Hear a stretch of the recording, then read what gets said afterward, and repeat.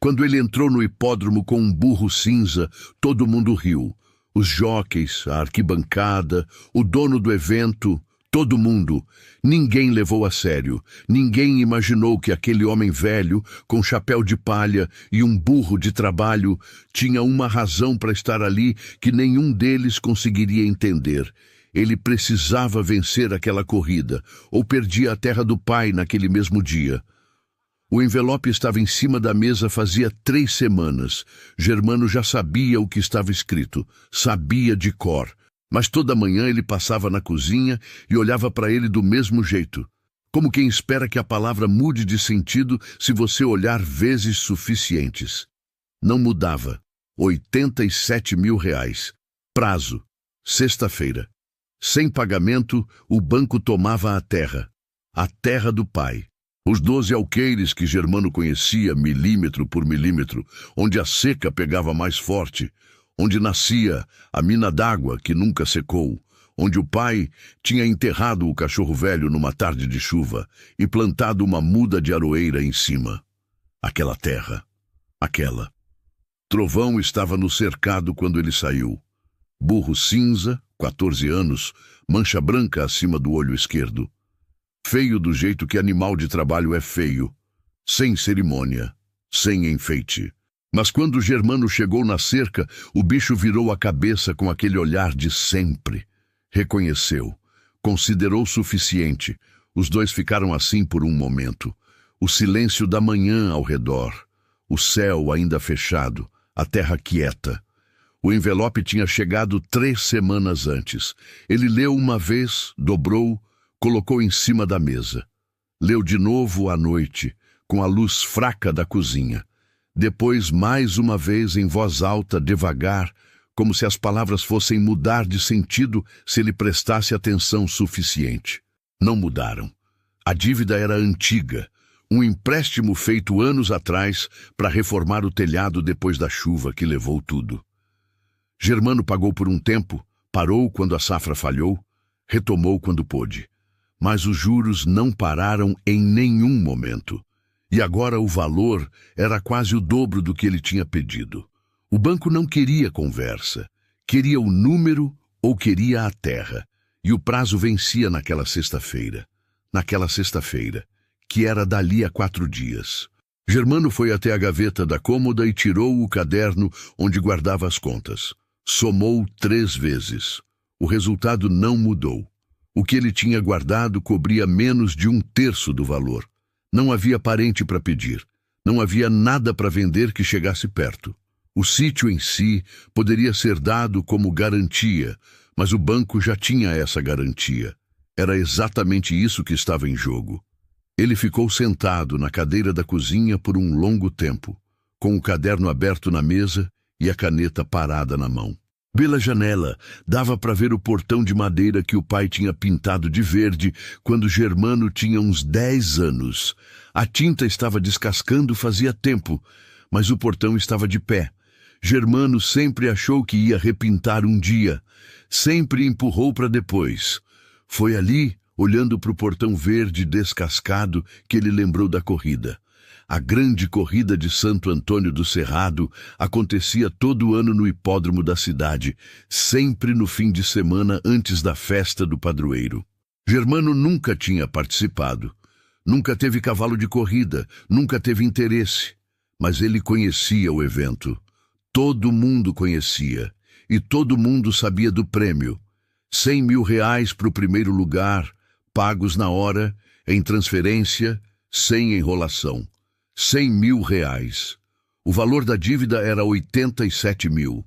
Ele foi até o quarto, abriu o armário, tirou uma caixa de papelão de cima da prateleira mais alta. Dentro tinha documentos, recibos velhos, fotos. E no fundo, dobrado, o regulamento da corrida que um vizinho tinha deixado com ele anos atrás. Leu 2 vezes, em pé, depois sentado, marcando mentalmente cada frase. O documento dizia: animal equino registrado. Dizia: proprietário comprovado. Dizia: taxa de inscrição de 200 reais. Não dizia cavalo em nenhum momento, em nenhum. Burro era equino. Trovão estava registrado no nome de Germano. R$ 200 ele tinha. Ele dobrou o regulamento com cuidado e colocou no bolso da camisa.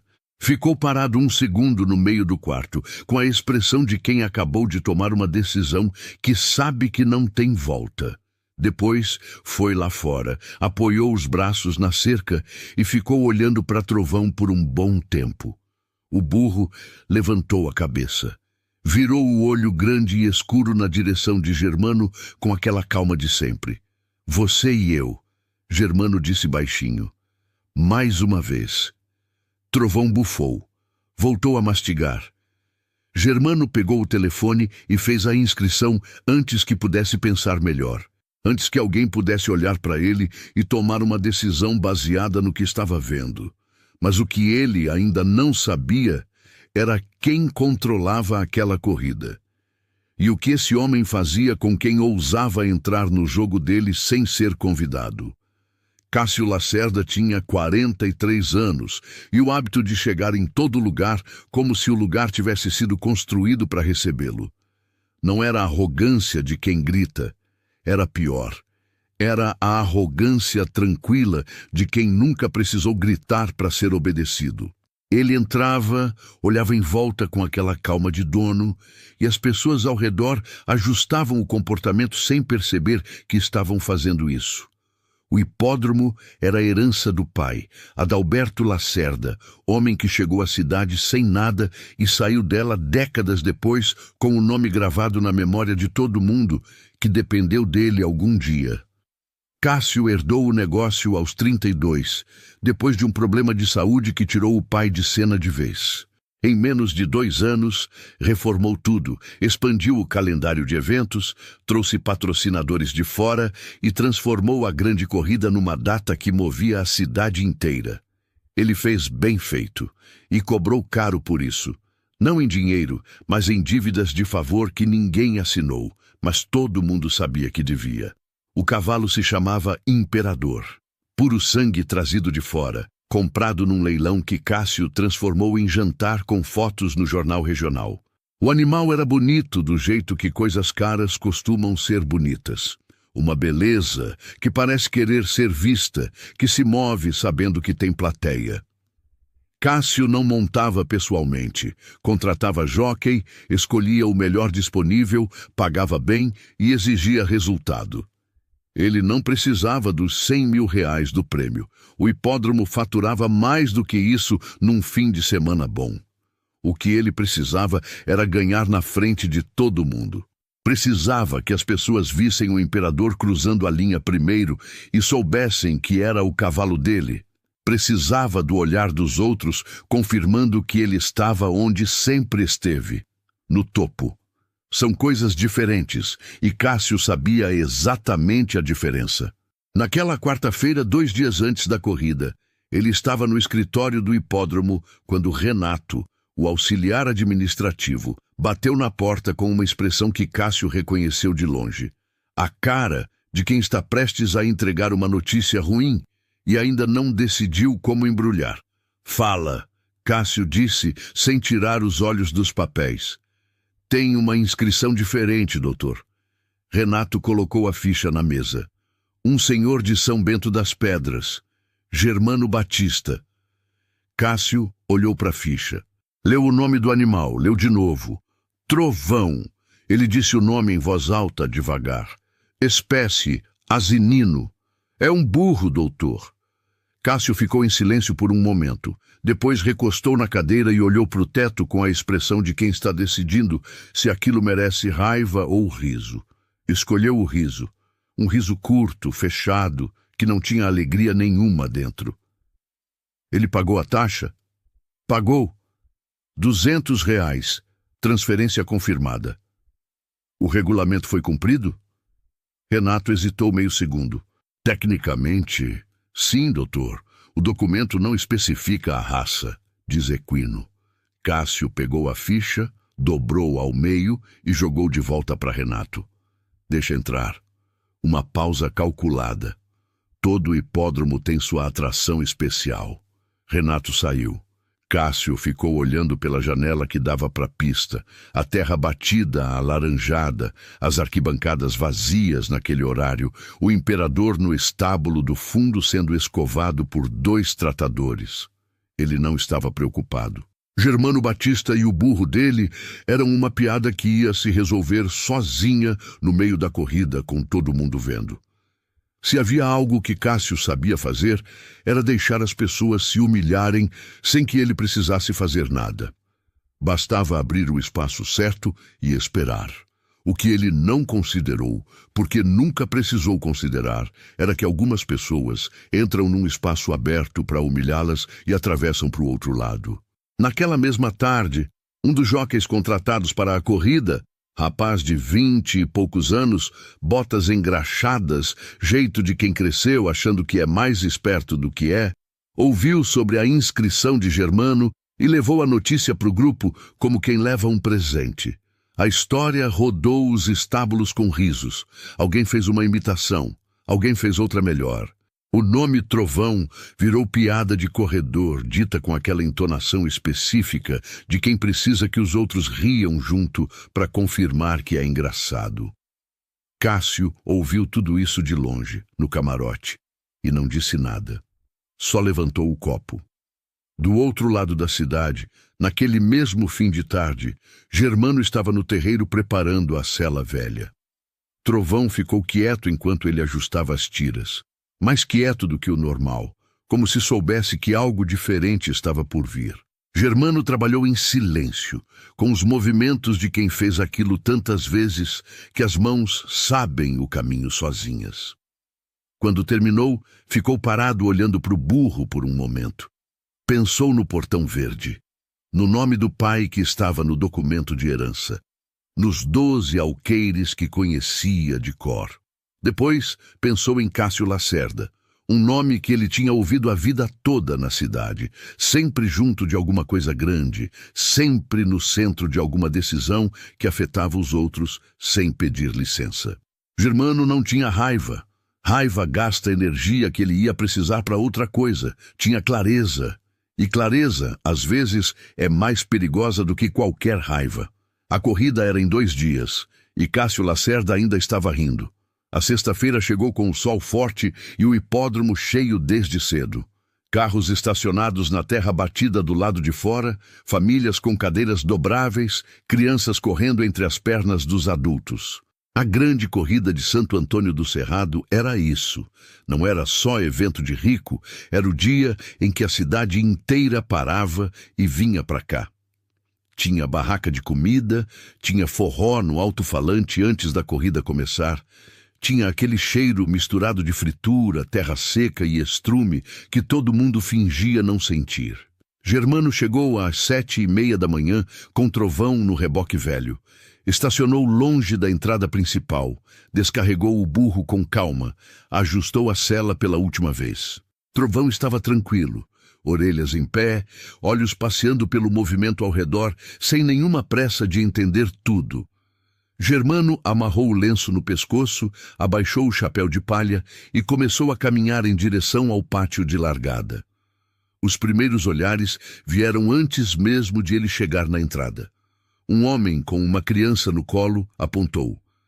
A criança olhou sem entender. O homem falou algo para a mulher ao lado que cobriu a boca com a mão. De surpresa, de riso, difícil saber. Germano continuou andando. No pátio de largada, os outros 5 cavalos já estavam sendo preparados. Animais grandes, bem cuidados, brilhando sob o sol da manhã. Os jockeys checavam equipamentos. Os tratadores ajustavam as rédeas. Todo mundo com aquele movimento coordenado de quem faz aquilo há anos. Quando Germano entrou com Trovão pelo portão lateral, o movimento não parou de uma vez. Foi parando por ondas. Um jockey olhou. Depois o tratador ao lado, depois o grupo mais perto da cerca. O silêncio durou talvez 1 segundo. Depois alguém riu. Não foi uma gargalhada de teatro, foi aquele riso involuntário de quem vê algo que o cérebro simplesmente não esperava. E esse tipo de riso é contagioso do jeito que nenhum outro é. Em menos de 30 segundos, o pátio inteiro estava com aquele som, risos sobrepostos, comentários em voz baixa, alguém repetindo para outro que ainda não tinha entendido o que estava acontecendo. O jóquei das botas engraxadas, o mesmo que tinha feito a imitação nos estábulos 2 dias antes, aproveitou o momento. Abriu a boca, jogou a cabeça para trás e soltou um zurro longo e exagerado que arrancou uma explosão de risadas ao redor. Trovão virou os olhos para ele com aquela indiferença específica dos animais que nunca precisaram se defender, porque nunca se sentiram ameaçados. Germano não olhou para o jóquei. Passou a mão devagar no pescoço do burro e continuou andando. Tinha um repórter de rádio fazendo cobertura ao vivo do evento, microfone na mão, gravando a movimentação do pátio. Quando viu Germano e Trovão entrando, o instinto falhou. Ele disse, sem perceber que estava transmitindo: "Gente, tem um burro na largada, um burro de verdade." As caixas de som espalhadas pelas arquibancadas repetiram a frase para todo mundo ao mesmo tempo. A arquibancada, que já estava animada com o sol e a música, adicionou mais volume ao que já estava acontecendo no pátio. Foi exatamente nesse momento que Germano parou no meio do pátio. Não por medo, não por hesitação. Ele parou, ajustou o chapéu com 2 dedos, um gesto lento, quase casual, e olhou em volta uma vez. Não com raiva, não com orgulho ferido, com a atenção calma de quem está registrando o que vai precisar lembrar depois. Depois, continuou andando. Cássio Lacerda estava descendo do camarote quando viu a cena.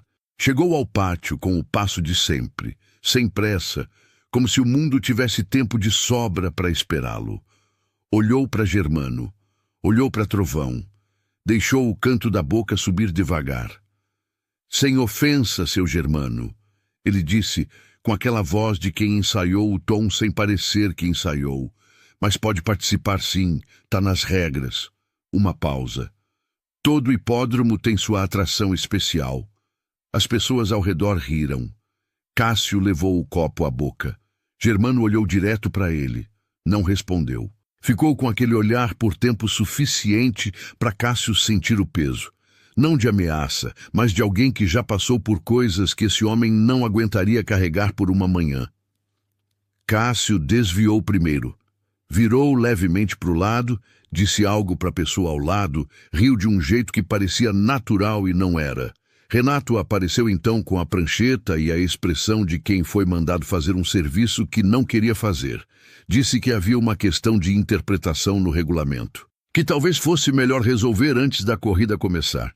Que o doutor Cássio achava que Germano enfiou a mão no bolso da camisa e tirou o regulamento dobrado. Colocou na mão de Renato sem dizer nada. Renato abriu, leu. Leu de novo. Olhou para Germano. Olhou para o papel. A palavra cavalo não estava ali. Equino estava. E Trovão era equino. Renato dobrou o papel. Devolveu e não disse mais nada sobre interpretação. Germano levou Trovão até a linha de largada e ocupou a posição que tinha sido designada. A última, a mais longe da cerca interna, a que ninguém queria. Dos 2 lados havia cavalos inquietos, bufando, batendo o casco no chão com aquela energia nervosa de animal que sente a corrida antes de ela começar. Trovão ficou quieto no meio de tudo aquilo. Orelhas atentas, corpo parado, como se o barulho ao redor fosse coisa de outro lugar. Germano ajustou as rédeas nas mãos. Sentiu o couro velho, gasto nos mesmos pontos de sempre. Pensou no portão verde, no nome do pai, nos 87 mil reais que existiam só ali, naquele hipódromo, e em nenhum outro lugar do mundo naquele dia. O starter levantou a bandeira. A arquibancada fechou o volume num só bloco de som, e Germano Batista, com 71 anos e um burro cinza, olhou para frente. O que ninguém ali sabia, nem Cássio Lacerda no camarote, nem o jóquei das botas engraxadas, nem o repórter com o microfone aberto, era que Germano e Trovão tinham passado os últimos 3 dias treinando naquela mesma pista. De madrugada, quando não havia ninguém para ver. A bandeira desceu e os cavalos explodiram para frente. Esse é o único jeito de descrever. Não saíram, não arrancaram. Explodiram. 500, 600 quilos de músculo e instinto disparando ao mesmo tempo. O som dos cascos virando uma só pancada grossa contra a terra, a poeira subindo imediata em nuvem alaranjada.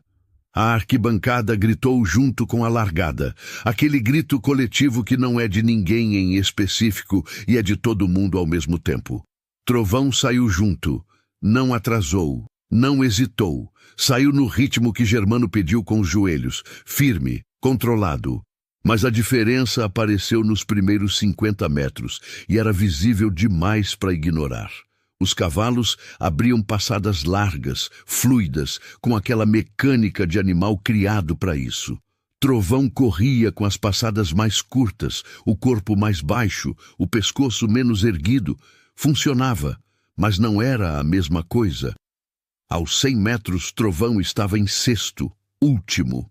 A arquibancada percebeu e reagiu com aquele som que é pior do que a gargalhada, o som de quem acha graça, mas já sabia que ia ser assim. Alguns risos, alguns comentários, aquela voz do repórter no microfone dizendo que o burro estava bem atrás, como era de se esperar.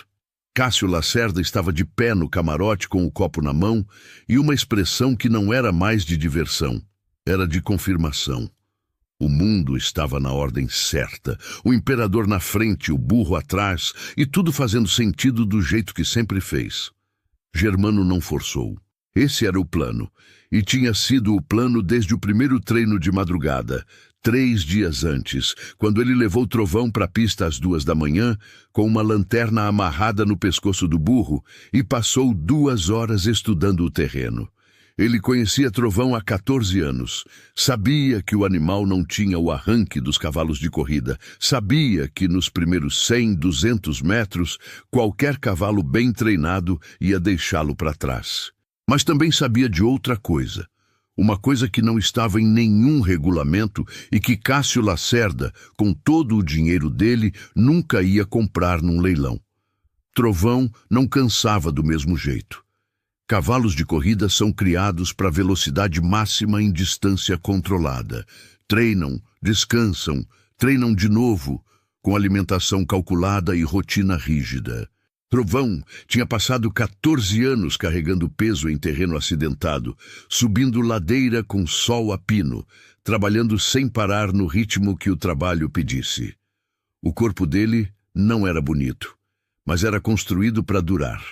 A corrida tinha 2.400 metros, 3 voltas na pista oval, e Germano tinha treinado nos últimos 3 dias exatamente uma coisa, o ritmo certo para chegar na terceira volta com Trovão ainda inteiro. Na segunda metade da primeira volta, 2 cavalos que tinham saído muito rápido começaram a mostrar os primeiros sinais. Nada dramático.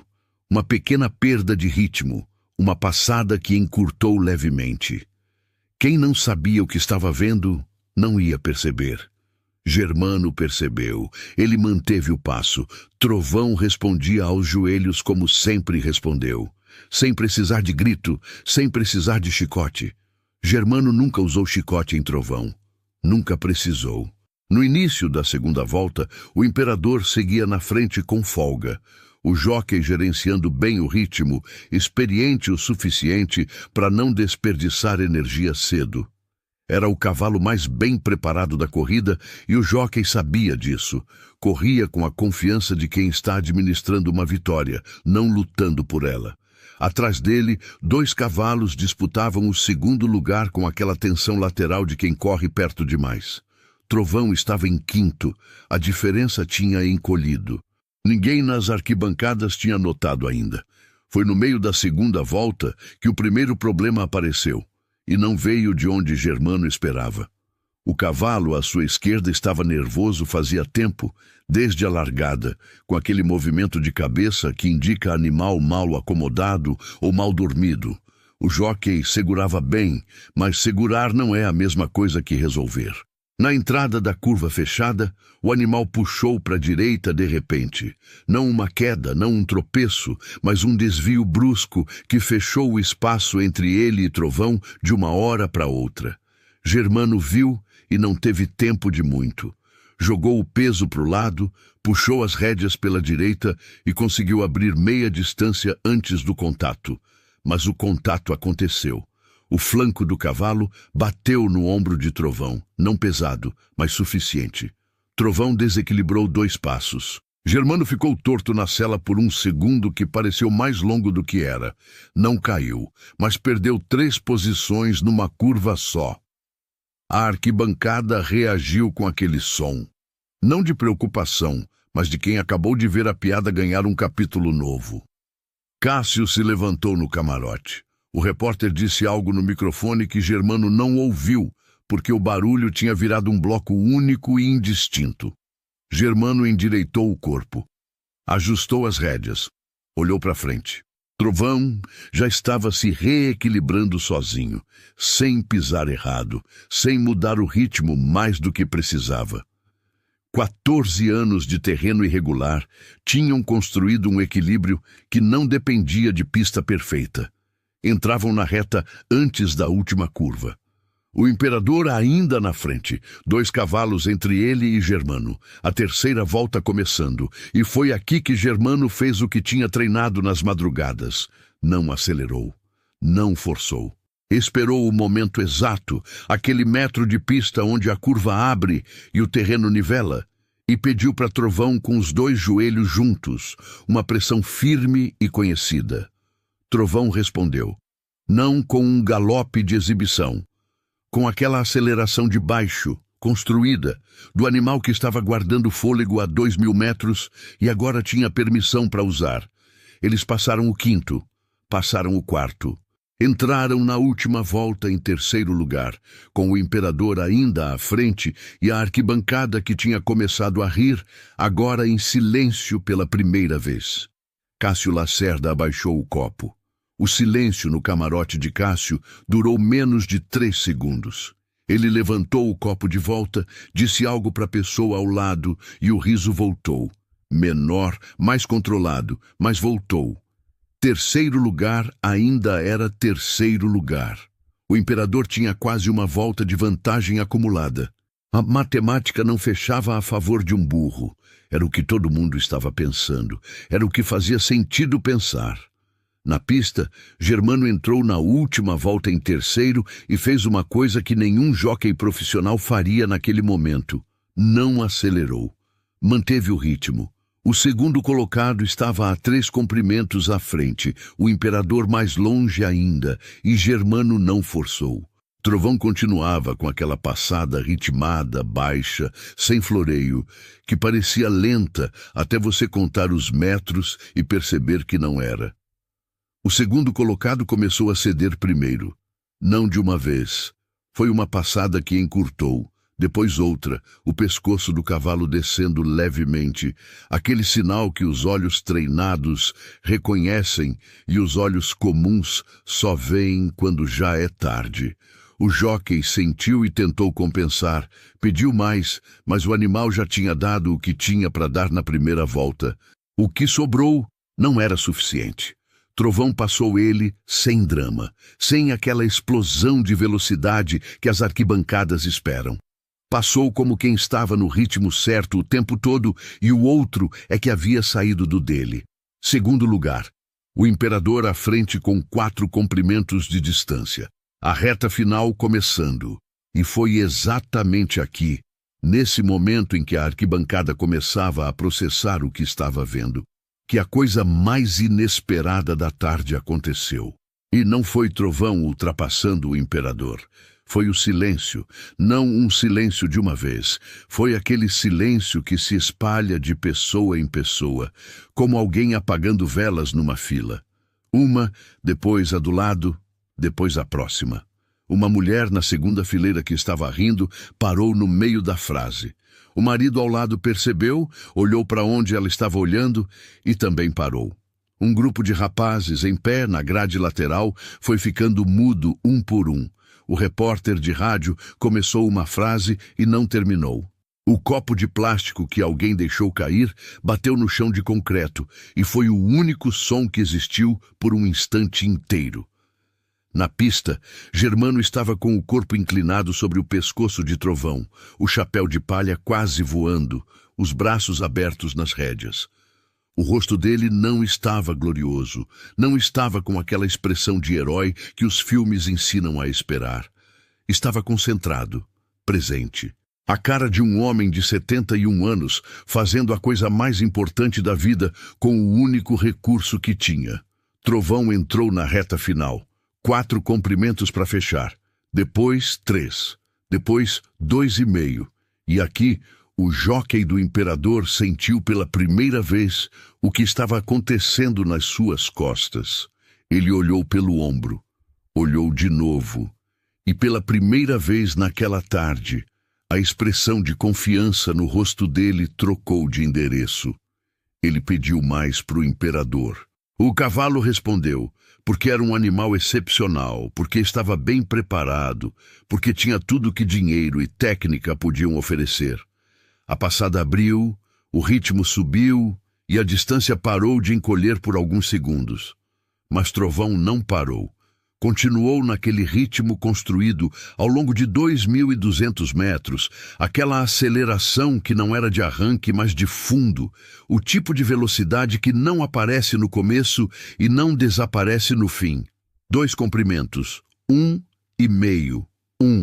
Cássio Lacerda estava de pé no camarote com o copo parado no ar, no meio do caminho entre a boca e o peito.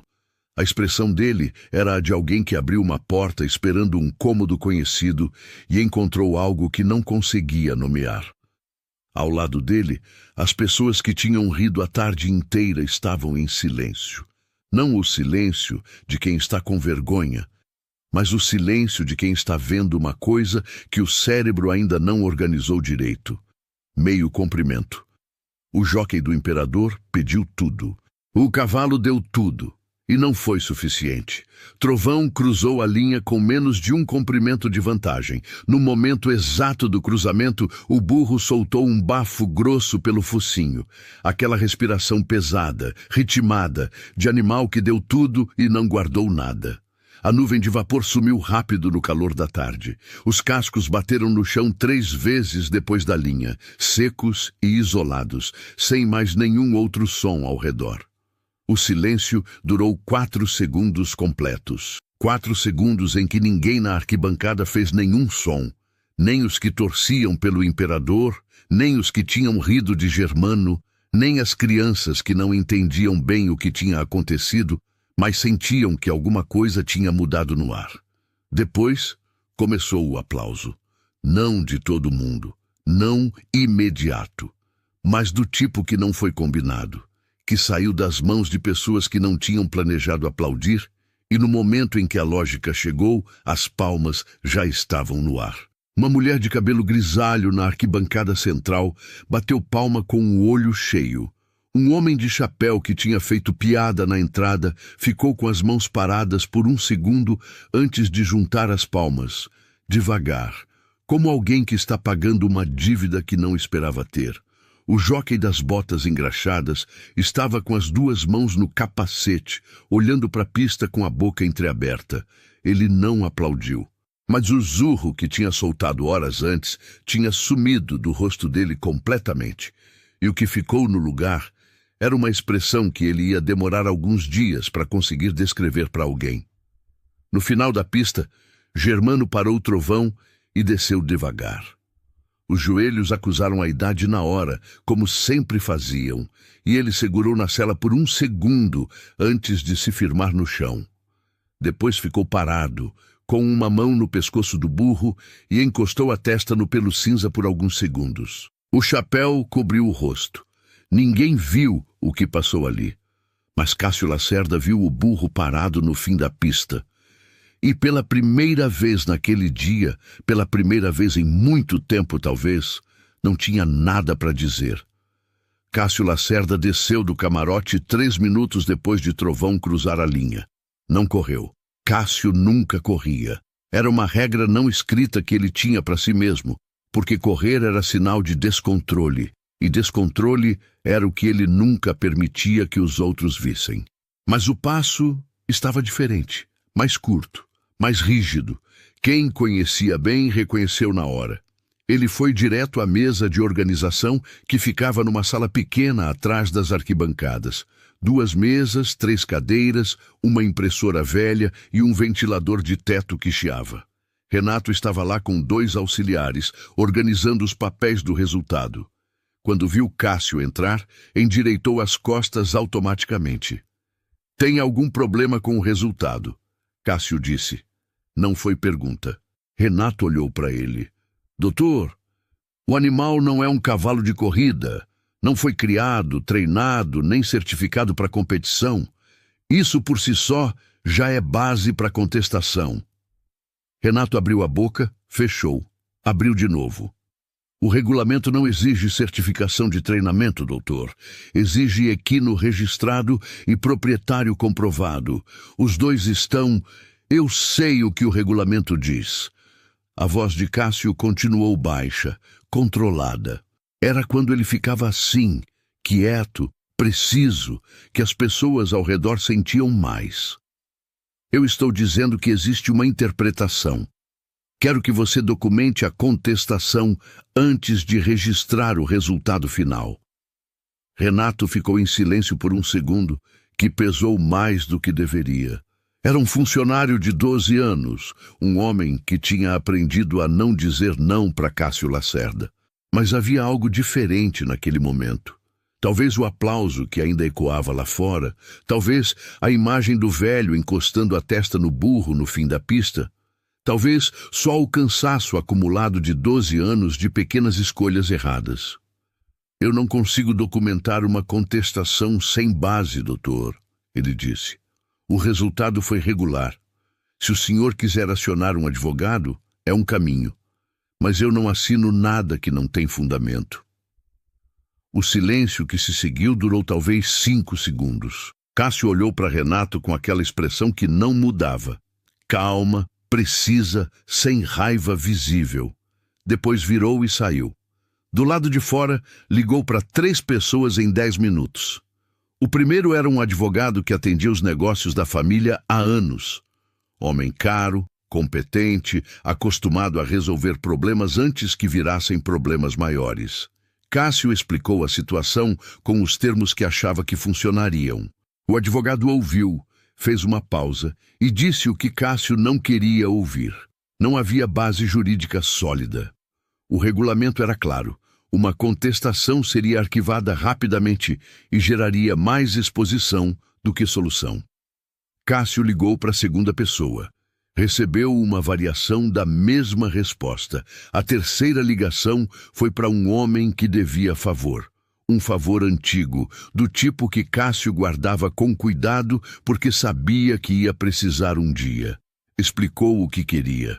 O homem ficou em silêncio por um tempo longo demais. Depois disse que aquilo era complicado, que o resultado estava registrado, que havia testemunhas, que a cobertura de rádio tinha gravado tudo ao vivo, que ajudar a reverter aquilo ia custar mais do que o favor valia. Cássio desligou sem responder. Ficou parado do lado de fora da sala de organização, com o telefone na mão, o sol da tarde batendo no pescoço, o barulho da festa continuando ao redor, como se nada tivesse acontecido. Gente comendo nas barracas, crianças correndo, o forró voltando no alto-falante. O mundo não tinha parado, só ele estava parado. Dentro da sala, Renato registrou o resultado às 14h42. Germano Batista, primeiro lugar, R$100.000. Do outro lado do hipódromo, Germano estava sentado numa cadeira de plástico perto do cercado provisório onde Trovão tinha sido amarrado. Um copo d'água na mão, o chapéu no joelho, os cabelos brancos encharcados de suor. Alguém tinha chegado com a cadeira sem dizer nada. Ele nem viu quem foi. Trovão comia capim ao lado com aquela calma de sempre, sem nenhuma consciência de que tinha feito algo fora do comum. O homem da organização chegou com um envelope e um formulário. Explicou o processo de transferência. Precisava de dados bancários, assinatura, documento. Germano tirou a carteira do bolso, devagar, com os dedos que ainda tremiam levemente do esforço. Preencheu o formulário com a letra miúda e inclinada de quem aprendeu a escrever tarde. Quando o homem foi embora com os papéis, Germano ficou olhando para o envelope por um momento. Depois olhou para o relógio de pulso. Um Seiko velho, pulseira de couro ressecada, que tinha sido do pai. Eram 14h51. O banco fechava às 16 horas.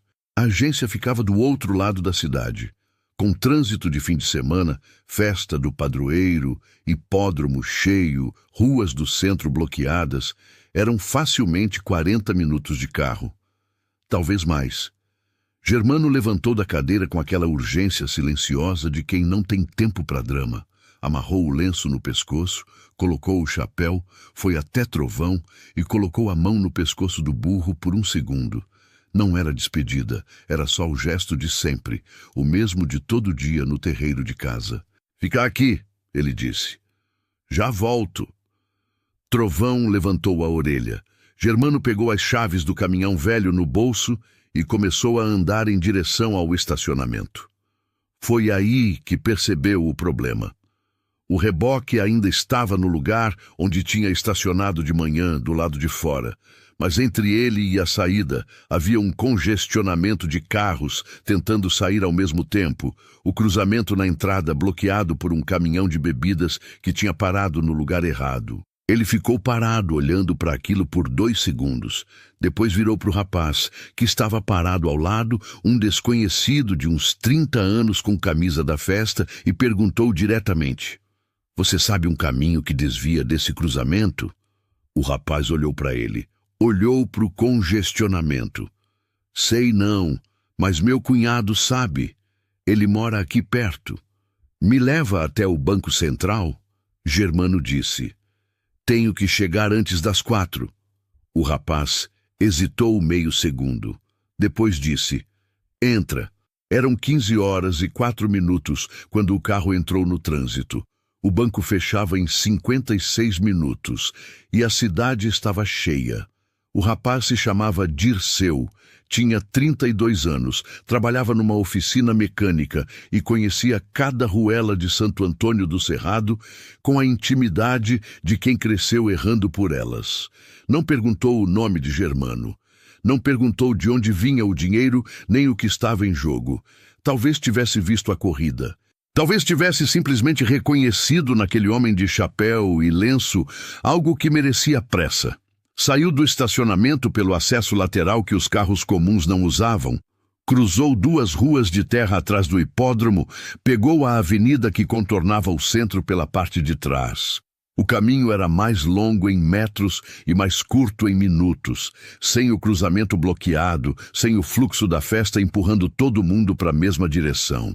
Germano ficou em silêncio no banco do passageiro, com o envelope no colo e as 2 mãos em cima dele. Olhava pelo vidro sem ver a paisagem, via o portão verde, via a carta do banco dobrada em cima da mesa, via Trovão mastigando capim naquela manhã, enquanto o sol ainda não tinha chegado. "Já falta pouco", Dirceu disse numa dessas. Germano assentiu com a cabeça. Não era de muito conversa em momento de tensão, e Dirceu pareceu entender isso porque não disse mais nada. Chegaram à agência às 15h38, 22 minutos antes do fechamento. Germano desceu, agradeceu com um aperto de mão firme que Dirceu recebeu sem cerimônia. O rapaz esperou do lado de fora, encostado no carro, sem que ninguém pedisse. Só esperou porque havia começado uma coisa e queria saber o fim. Dentro da agência havia 3 pessoas na fila. Uma delas tinha uma questão complicada no caixa que estava tomando tempo. Germano ficou parado na fila com o envelope nas mãos, os olhos no relógio da parede, um relógio redondo com moldura preta que marcava 15h41. O ponteiro dos segundos andava com aquela indiferença específica dos relógios, que não sabem e não se importam com o que está em jogo. A questão do caixa se resolveu. A fila andou. Quando chegou a vez de Germano, a atendente, uma moça jovem, com o cabelo preso e uma caneta atrás da orelha, olhou para o envelope, olhou para o documento, olhou para ele. "O senhor quer quitar a dívida toda?" "Tudo", ele disse. Ela digitou, esperou o sistema processar, digitou de novo. O tempo que aquilo levou foi longo o suficiente para Germano sentir cada segundo separado dos outros. Depois, ela virou o monitor levemente na direção dele e mostrou o número na tela. O saldo devedor, que ele tinha memorizado de tanto olhar, que tinha ocupado a cabeça dele por semanas. "Confirma o pagamento?" "Confirma." Ela clicou. O sistema processou. Imprimiu um comprovante. Germano pegou o papel com as duas mãos. Leu o número uma vez. Leu de novo. Dobrou com cuidado e colocou no bolso da camisa. No mesmo bolso onde tinha carregado o regulamento da corrida por 4 dias. Eram 15h53 quando ele saiu da agência. 7 minutos antes do banco fechar. Do lado de fora, Dirceu ainda estava encostado no carro. Quando viu Germano sair com aquele passo diferente, não mais urgente, mais pesado, o passo de quem acabou de pousar depois de dias no ar, o rapaz só assentiu com a cabeça. Germano assentiu de volta. Nenhum dos dois precisou de mais que isso. Germano voltou ao hipódromo, buscou Trovão, carregou o burro no reboque com aqueles movimentos de sempre. A festa ainda estava acontecendo ao redor. Barracas, música, gente, mas era como se existisse uma camada de vidro entre ele e tudo aquilo. Não era distância. Era o tipo de cansaço que chega só depois que a coisa passou. Quando o corpo finalmente recebe o sinal de que pode parar de segurar. Trovão entrou no reboque sem reclamar, como entrava sempre. A estrada de volta para casa tinha aquela luz de final de tarde que o interior do Brasil guarda melhor do que qualquer outro lugar. Laranja, baixa, oblíqua, do tipo que faz até cerca de arame parecer bonita. Germano dirigiu devagar, sem rádio, com a janela entreaberta. O vento entrava quente e cheirava a terra seca. Chegou ao sítio quando o sol estava quase no horizonte. Abriu o portão verde, descascado, de pé, do mesmo jeito que o pai tinha deixado, e entrou. Descarregou o Trovão, soltou no cercado, jogou o feno, o burro foi direto para a água, bebeu bastante, depois se instalou no canto de sempre com aquela postura de animal que chegou em casa. Germano ficou apoiado na cerca, olhando para o terreiro por um tempo. Via o telhado que o empréstimo tinha reformado. Via a mina d'água no fundo que nunca secou. Via o portão verde que o pai tinha pintado e que ele ia repintar um dia que agora ia chegar. Tirou o comprovante do bolso. Olhou para o número mais uma vez, a luz que sobrava do dia. Depois dobrou de volta e colocou no bolso. 3 dias depois, o jóquei das botas engraxadas apareceu na porteira do sítio. Veio a pé do ponto de ônibus mais próximo, 2 quilômetros de estrada de terra. Germano ouviu o cachorro latir e foi até o portão. O rapaz estava com as mesmas botas, mas o jeito era diferente, sem a postura de quem chega num lugar para ser visto. Ficou parado do lado de fora com as mãos nos bolsos por um segundo, como alguém que praticou o que ia dizer, e na hora esqueceu tudo. "Vim pedir desculpa", ele disse por fim. Direto, sem enrolação, do jeito de quem sabe que enrolação só piora. "O que eu fiz lá foi errado. O senhor não merecia aquilo." Germano o olhou por um momento. Depois abriu o portão. "Entra tomar um café." O rapaz entrou. Trovão estava no cercado e virou os olhos grandes e mansos na direção dele, sem raiva, sem reconhecimento de ofensa. Só o olhar calmo de sempre. Os dois tomaram café na cozinha, com pouca conversa e nenhuma necessidade de mais. Quando o rapaz foi embora, havia algo diferente nele. Não arrependimento performático, mas o tipo de leveza pequena que aparece quando a gente faz a coisa certa, sem garantia de que vai ser bem recebida. e é bem recebida. Germano ficou na porta vendo o rapaz descer pela estrada de terra até sumir na curva. Cássio Lacerda ficou com o hipódromo, ficou com o dinheiro, ficou com as festas, ficou com as pessoas que riam das suas piadas. Mas alguma coisa tinha mudado em volta dele sem que ele conseguisse nomear. Uma distância pequena, quase imperceptível, que foi crescendo nas semanas seguintes. Renato continuou no emprego, mas não era mais o mesmo Renato. Algumas pessoas que sempre apareciam nas festas foram faltando, uma de cada vez, sem explicação. Cássio continuou igual por fora. Por dentro, carregava uma imagem que aparecia nos momentos mais inconvenientes. Um velho de chapéu de palha encostando a testa num burro no fim de uma pista. E essa imagem não pedia licença, nem dava aviso. Ele ia carregar isso por um bom tempo, não como castigo. Como o tipo de coisa que a vida deixa em certas pessoas quando elas olham para dentro de si mesmas num momento que não planejaram e encontram algo que não gostam. Na última cena, Germano está na porteira do sítio, fim de tarde. Trovão do lado, como sempre. O sol indo embora daquele jeito que o sol do cerrado vai, devagar, sem pressa, como se soubesse que vai voltar amanhã. Germano tira o chapéu, passa o braço na testa, coloca de volta, dá um tapinha no pescoço de Trovão. Os dois caminham de volta para dentro devagar pelo terreiro do pai, pela terra que ficou. Na vida real, nem todo mundo larga com vantagem. Alguns começam com um burro, enquanto outros têm cavalos. Mas recurso não decide tudo. Constância, estratégia e coragem pesam mais do que parece. Germano não esperou as condições perfeitas. Ele foi com o que tinha e não recuou. Quantas vezes você adiou por achar que não era o suficiente? Se isso fez sentido para você, deixa o like e comenta. O que você tem hoje que já dá para começar?